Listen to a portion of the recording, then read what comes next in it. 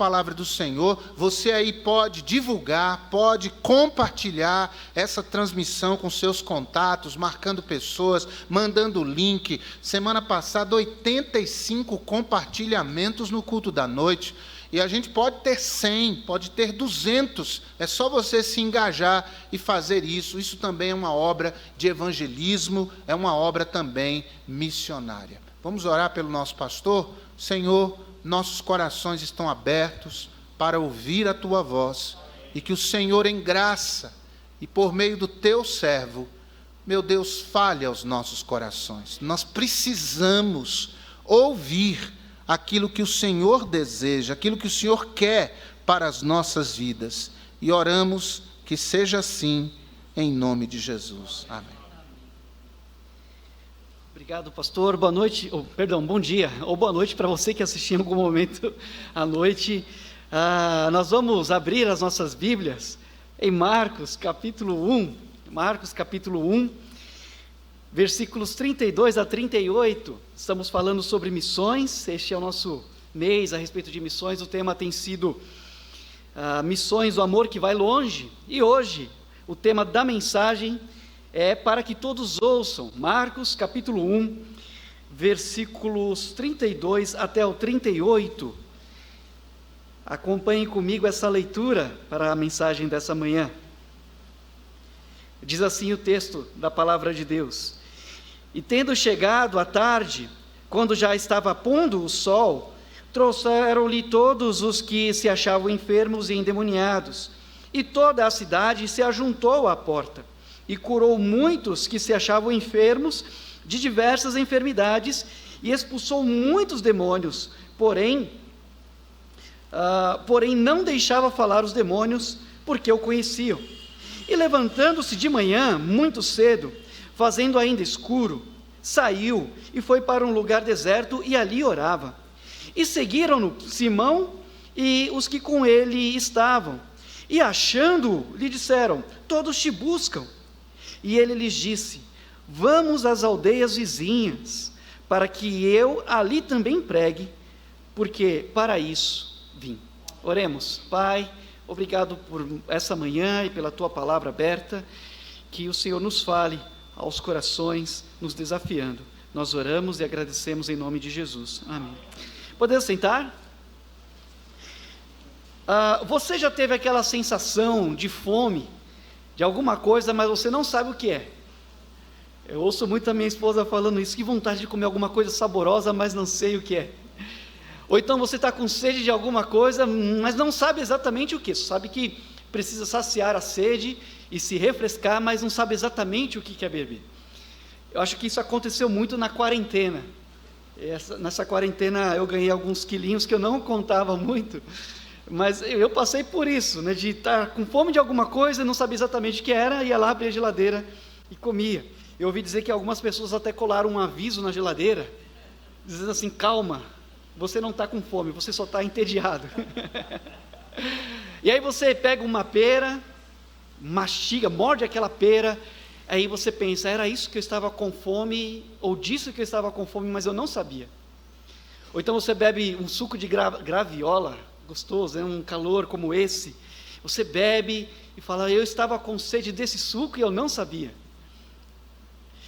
Essa ilustração é para pensarmos a respeito das pessoas ao nosso redor, e ao redor do mundo, que estão com fome e sede de Jesus, mas elas não sabem ainda.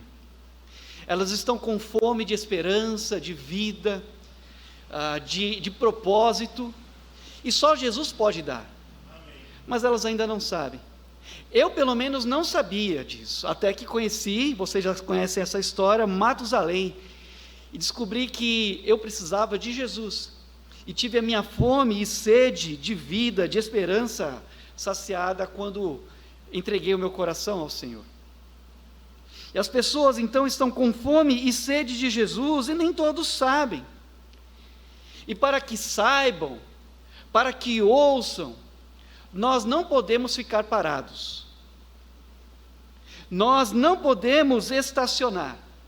Se nós não podemos recuar, também não podemos ficar parados. Até a água limpa, quando fica parada por muito tempo, se torna mortal. E Jesus nos deixou um exemplo a respeito disso, de que nós não devemos ficar parados. Porque Jesus tinha uma mensagem, aliás, Ele mesmo é a mensagem, e nós temos uma mensagem para levar àqueles que têm fome e sede de Jesus, apesar de ainda não saberem. Essa era então a característica de Jesus, ou uma das características de Jesus, mostrada por Marcos. No Evangelho de Jesus segundo Marcos, ele mostra Jesus como um servo, alguém que estava sempre em movimento, sempre indo, sempre vindo, sempre ensinando, sempre curando, sempre mostrando que não veio para ser servido, mas veio para servir.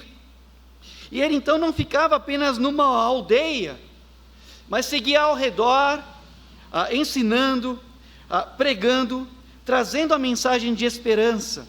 E nessa passagem nós vemos que Jesus esteve por um tempo ali em Cafarnaum, na casa de Pedro, anunciou, pregou, algumas pessoas foram curadas, foram libertas de demônios, e no outro dia uma multidão o procurava, o buscava, enquanto ele estava num período de oração, buscando a face do Deus, nosso Deus e Pai. Um pouco antes dessa passagem, em Marcos mesmo, no capítulo 1, versículos 15, 16, 17, você verá que Jesus convidou alguns homens, que ele chamou para serem seus discípulos, que posteriormente seriam chamados de apóstolos.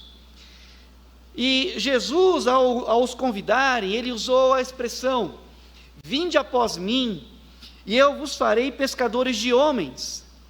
Vinde após mim, e vocês não serão mais pescadores de peixes, mas vocês serão pescadores de homens. Homens ouvirão o que vocês têm a dizer, ou o que vocês terão a dizer. Basta que vocês sigam pelo mesmo caminho que eu trilhar. Basta que vocês sigam os passos ou as marcas que eu deixar, para que vocês sigam. E então eu vos farei pescadores de homens. Eu usarei vocês para que ouçam a mensagem dos seus lábios, e essas pessoas sejam transformadas. Então, nós temos uma mensagem. E para que todos ouçam o que temos a dizer, nós devemos seguir o exemplo de Jesus. E que exemplo Jesus deixou para que seus discípulos seguissem e depois fossem enviados como apóstolos? Em primeiro lugar, olhando para essa passagem, para que todos ouçam, a exemplo de Jesus, precisamos desenvolver o senso de obediência. Senso de obediência. Jesus obedeceu ao Pai. E nós devemos obedecer à ordem de Jesus de irmos por todo o mundo e pregar o Evangelho. Então Jesus, o nosso Salvador, ele tinha essa percepção de se submeter à vontade do Pai. Nós percebemos isso no versículo 35, quando o texto diz que, ainda sendo escuro, ele saiu para um lugar deserto e ali orava. Buscava comunhão com o Deus Pai, se submetendo ao Deus Pai. E nós cremos que Jesus, em momento algum, deixou de ser Deus. 100% Deus, 100% homem. Mas uma palavra usada na teologia, união hipostática, difícil de falar e difícil de entender. Mas nós cremos, Jesus 100% Deus e 100% homem. E nós entendemos pela palavra de Deus que, quando ele assumiu forma de servo, fazendo-se semelhante aos homens, ele se submeteu como alguém obediente à vontade de Deus, e a Bíblia nos diz, Filipenses, capítulo 2, versículos 6 a 8, que ele foi obediente ao Pai até a morte, e morte de cruz. Então, tudo o quanto ele era, na condição humana, ele se submeteu ao Pai, e tudo quanto ele viria a fazer, ele submeteu ao Pai. Em Lucas, no capítulo 6, versículos 12 e 13, nós veremos que Jesus, antes de eleger aqueles discípulos que ele convidou para seguir, eleger para serem apóstolos, para serem enviados por Jesus, ele passou uma noite inteira em oração. uma noite inteira se submetendo ao Pai e submetendo a sua decisão ao Pai. E em João capítulo 4, nós ouvimos uma pregação na quarta-feira pelo nosso pastor Josué, nesse texto.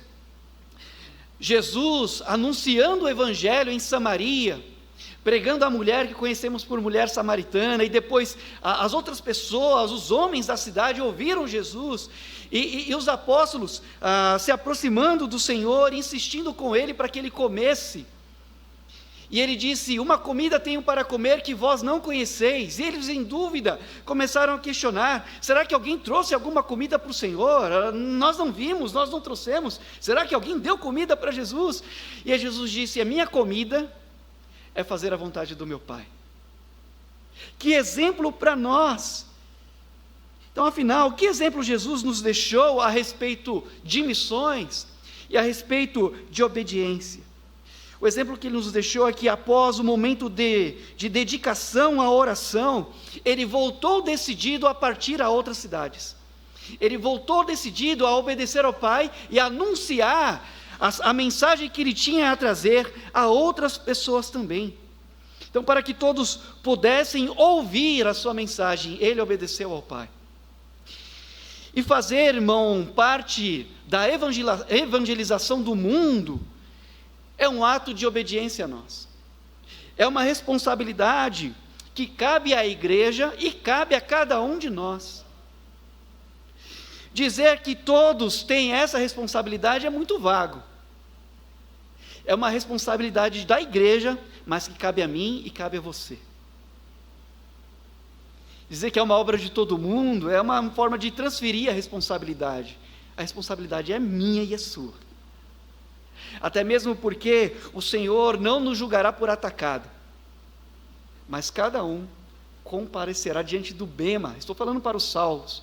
E as nossas obras serão julgadas por Jesus. Então vamos desenvolver essa consciência, essa necessidade de obedecer o ID de Deus, o ID de Jesus, assim como Jesus também obedeceu ao Pai e anunciou a mensagem que ele veio trazer. E pensando no apóstolo Paulo, ele também nos deixou um exemplo de consciência da necessidade de obedecer a Deus no anúncio do Evangelho, vivendo e falando. E ele escreveu aos Romanos, no capítulo 1, versículos 14 e 15, de que ele tinha consciência de que era devedor tanto a gregos quanto a bárbaros, tanto a sábios como a ignorantes. Ele tinha essa consciência de que era um devedor, e ele se dizia pronto para anunciar o Evangelho. E em 1 Coríntios, no capítulo 9, versículo 16, ele reconhece que essa obrigação lhe estava imposta. E ele continua dizendo, 1 Coríntios 9, 16, que se ele fizesse de boa mente, de boa vontade, então teria prêmio. Mas se fizesse de má vontade, apenas uma dispensação lhe estava confiada. Então ele tinha essa consciência de que precisava obedecer, anunciando o Evangelho. E nós sabemos que Paulo o fez de boa vontade. Ele sofreu, mas nós sabemos que ele amava aquilo que ele fazia. E ele amava falar a respeito do amor que o alcançou. Então, participar da evangelização do mundo, seja indo, seja orando, seja enviando, seja sustentando um missionário, é um ato de obediência. E se quisermos que todos ouçam, devemos obedecer. Devemos nos engajar nessa obra que pertence ao Senhor, para a qual Ele nos chamou. Mas como ouvirão, se não há quem pregue? E como pregarão, se não forem enviados?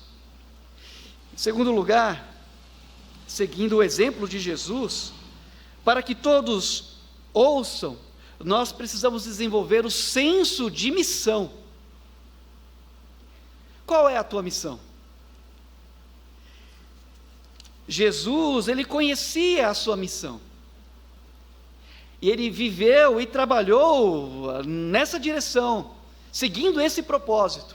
Versículo 38, nós vemos a palavra de Deus dizendo, Jesus dizendo: vamos às aldeias vizinhas, para que eu ali também pregue, porque para isso eu vim.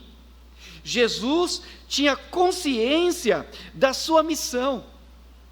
Ele veio para pregar as boas novas, ele veio para pregar liberdade aos cativos, veio para dar vista aos cegos, veio para libertar os oprimidos, veio anunciar o ano aceitável do Senhor, e ele cumpriu essa missão.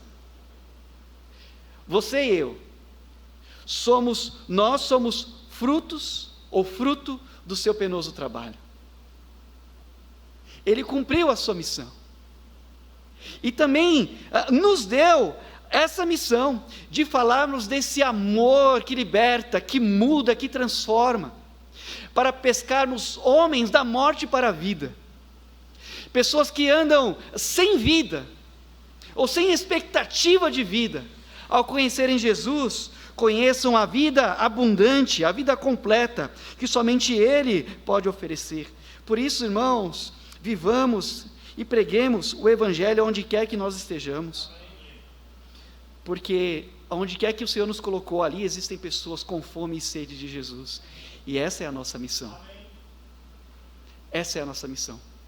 Primeiro viver, depois falar. Então, para tanto, Deus tem levantado pessoas para irem longe e também para perto, e o nosso trabalho é abraçar essa missão e cumprir com fidelidade aquilo que temos recebido do Senhor. Então, Jesus tinha a missão de pregar, mas a outros foi dada a missão de o manter. Olha que interessante, já falei disso, nós já ouvimos e sabemos, não custa lembrar. Deus chama uns para ir, e Deus chama outros para enviarem, para sustentarem. Qual é a sua missão? Jesus, ele tinha a missão de pregar nas aldeias, fazia parte da sua missão, mas Deus levantou pessoas para andarem com Jesus, se unirem a Ele nessa missão, para o sustentarem. Lucas, no capítulo 8, versículo 3, o Evangelho fala sobre mulheres que acompanhavam Jesus e o serviam com seus bens, Joana, Susana, e muitas outras serviam a Jesus com os seus bens. E o que eles fizeram? Foram após Jesus, se uniram a Ele nessa missão, e abraçaram a missão que receberam, de ajudarem, de apoiarem o Senhor naquela missão para a qual Ele veio cumprir. Então, qual é a sua missão? Qual é a missão que Deus te deu para abraçar e manter? Aonde Deus tem nos enviado ou mandado que nós continuemos mantendo aqueles que Ele tem enviado. Isso é parte da nossa missão, nos unirmos àqueles a quem o Senhor tem chamado, porque a missão também é nossa. Nós estamos em Portugal, nós estamos em Manaus, nós estamos nos presídios, nós fazemos parte disso, e devemos continuar, porque essa é a missão que Deus tem nos confiado. E por último, a exemplo de Jesus, para que todos ouçam, nós precisamos desenvolver o senso de urgência. Jesus, ele era obediente ao Pai, Jesus sabia da sua missão, e ele sabia que aquilo que veio fazer era urgente. As pessoas procuravam por Jesus ali em Cafarnaum. Pedro foi atrás de Jesus com outros, dizendo: as pessoas te procuram. Mas Jesus não perdeu nem mais um minuto, porque havia outras pessoas, outras cidades, que também precisavam ouvir aquilo que ele veio fazer e aquilo que ele veio ensinar. Ele tinha esse senso de urgência e que era necessário partir e imediatamente. Depois de uma manhã ou uma madrugada de oração, ele voltou decidido a partir para que todos pudessem ouvir aquilo que ele tinha para falar. Não dava para esperar até amanhã. Não dá para ficar esperando, não dá para ficar empurrando. Nós temos que cumprir a nossa missão hoje. Amanhã pode ser tarde demais. Me vem à memória um colega de infância e juventude, não vou falar o nome dele, mas ele conhecia o Evangelho e ele tinha um problema com drogas. Mas eu tive a oportunidade de conversar com ele, e ele falou que já tinha entregado a vida a Jesus, mas era uma luta muito grande, porque ele se tornou escravo das drogas. E eu lembro que acho que uma quarta-feira ou quinta-feira, eu voltando para casa, era uma tarde, ele começou a me chamar, chamou de longe, chamou meu nome. Ele veio correndo e falou assim: olha, domingo eu vou com você à igreja. Mas eu não sabia, ele tinha uma dívida. E na sexta-feira, ele teve que pagar com a própria vida essa dívida. Eu não sei se ele tomou uma decisão ao lado de Cristo, mas não houve tempo para chegar no domingo. E a gente tem que ter essa percepção de urgência.